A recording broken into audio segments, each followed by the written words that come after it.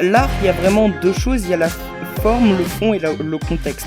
J'ai rajouté le contexte pendant que je disais cette phrase. C'est parce que ça représente vraiment les trois catégories que j'avais dit juste avant.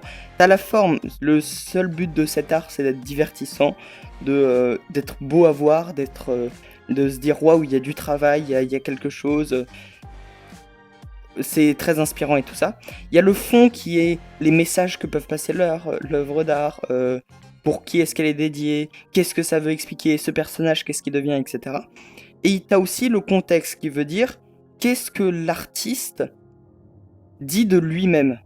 Est-ce que l'artiste veut dire quelque chose de lui-même? Là, je pense qu'il y a un gros truc à savoir, c'est que s'imaginer, par exemple, s'il y a un artiste qui fait plein de jeux de prison, euh, on peut se dire deux choses. Soit il veut passer un message, mais dans ce cas-là, le truc c'est comme il fait plusieurs jeux de prison, on se dit que c'est un peu étrange. Soit il a un problème personnel qui va influencer ses jeux.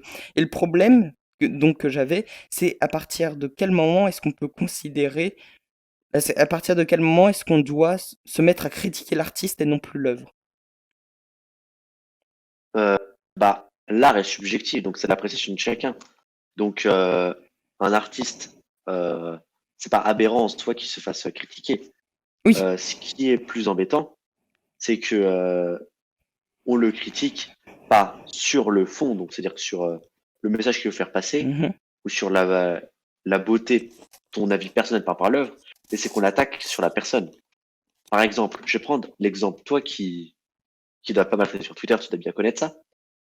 Les personnes qui se prétendent d'une mouvance SJW, qui se permettent de critiquer tout le monde pour tout et pour rien, sans avoir rien fait, ces personnes-là, au final, ils critiquent ton art parce que tu écris un message, mais Oui. ils ne critiquent pas sur la forme, sur la beauté de ton message, sur comment tu as agencé tes mots, mais juste parce que tu es issu d'une majorité privilégiée, quoi.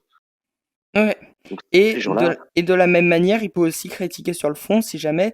En fait, le problème que j'ai, c'est que la limite entre les trois types d'art que j'ai dit est assez floue. En fait, il n'y a pas de limite véritablement. Tu peux ils faire peuvent un se art qui a mélanger. un. De quoi?